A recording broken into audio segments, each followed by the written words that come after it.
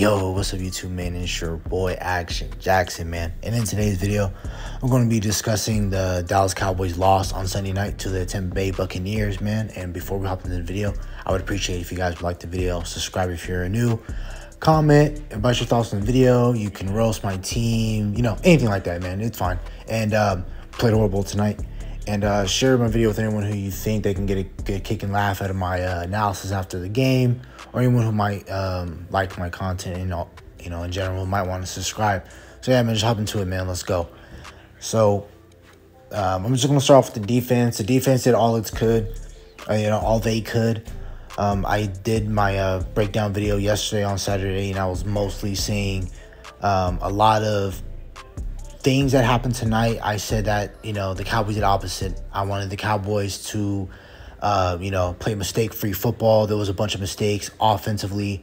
For the most part, there were, holding calls, false starts, about 3 or 4 different times, all within one player return steal. He had like 2 or 3 false starts.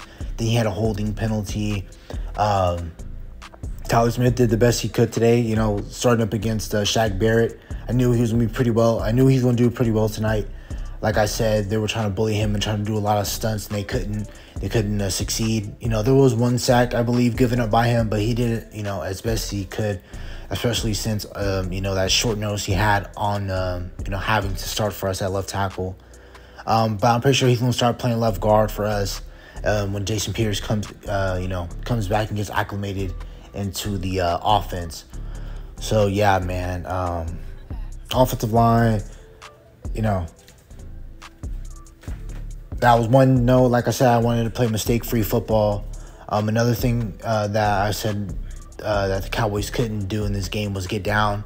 And as soon as they were down 12-3, I believe, going into half, and then, like this thumbnail I'm making for the video that you're seeing right now on the screen when I'm talking, is that when once Tom Brady threw his back shoulder fade to Mike Evans, I knew game was over, because we haven't been able to move the ball on offense the entire night, which I'm going to touch on in a little bit. But like I said, once the score got increased to 19 points, like I said, I was like, it's over, it's a wrap, because Cowboys haven't been able to move the ball all night. And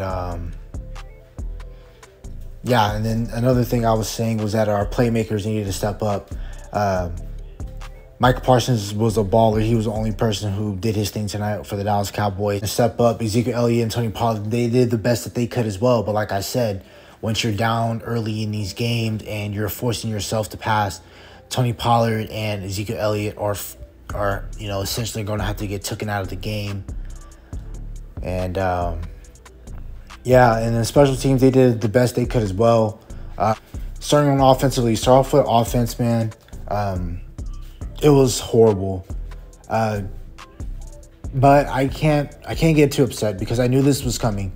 The Cowboys basically dismantled their entire offensive line for just their own propaganda / agenda of the front office. They didn't like Lyle Collins because he's been giving them headaches ever since they paid him. Understandable, but that's not somebody who I'm missing tonight that I wish that we had. But that was one domino to fall. Then the other domino to fall was getting rid of Amari Cooper for no reason, which made no sense to me in the offseason, because you already knew what your status was with a Michael Gallup. Offseason, getting rid of your starting right tackle, that was really solid for you, and a capable starting tackle for you. Obviously, I know he didn't look good against T.J. Watt today, but who looks really good against T.J. Watt anyway? So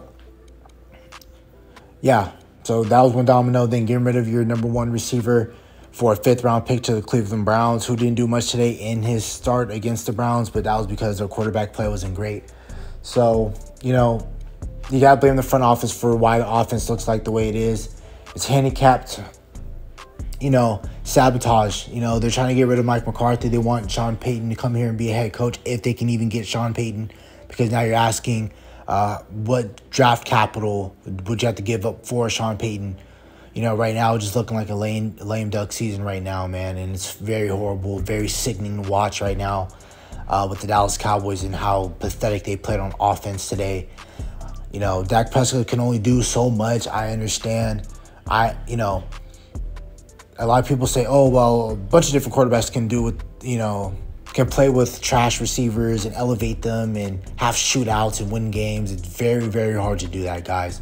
Very hard to do that. Like,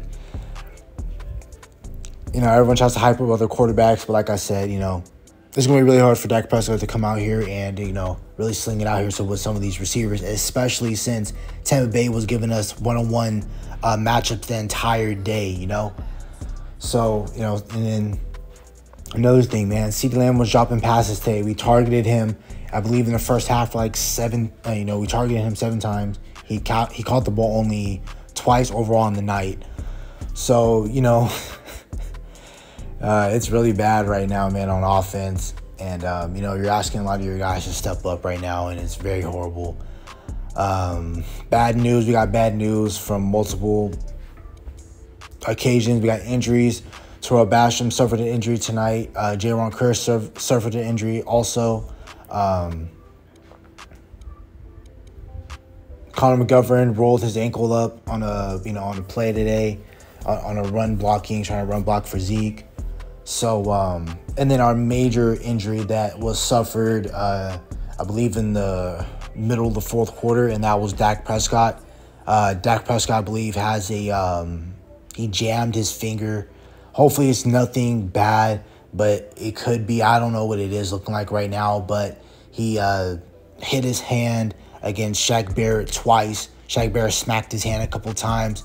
So right now, ever since then, they had to take, Dak Prescott went on the sideline, and they're over there looking at his thumb. And then now they're going back out there right now, and they're bringing him into the locker room. I don't know what's going to happen, honestly. Hopefully it comes out that, it's not that bad. He's able to play next week against Cincinnati.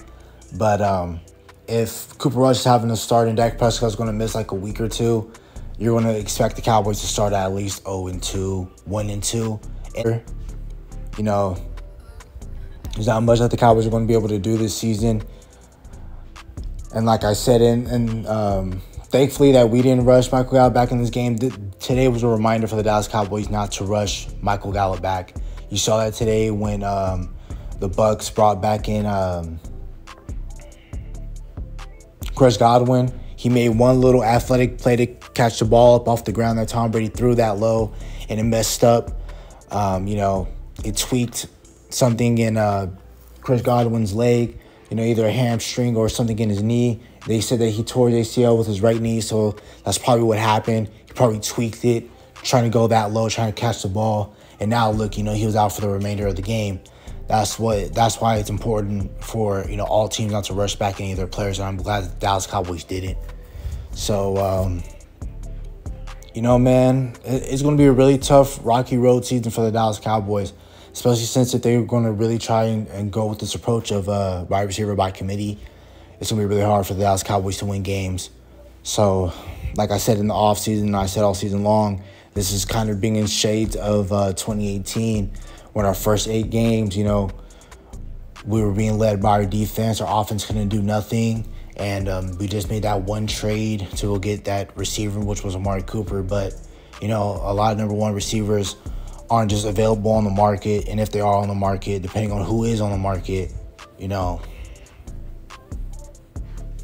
Dallas Cowboys aren't giving up any much draft capital anyway. So, it's going to be a really tough season for the Dallas Cowboys, man. Especially if they keep playing like this. And we play Cincinnati, who are mad at themselves, who just, Joe Burrow played a horrible game. He threw 4 interceptions. He had 5 total turnovers. They said he's never done that ever since, he'd been playing football from college all the way to the pros. So, right now, man, it's looking like it's not looking good. Definitely next week, it's not looking good, especially with the way you're still Another thing I forgot to touch on also is that we're still an undisciplined football team, causing penalties, offense and defensively, and special teams and everything like that, man. So, man, it's gonna be a long season, very long season. So yeah, man, that's about it for the video. Hope you guys have a nice night. Stay safe, please. See you later. Bye.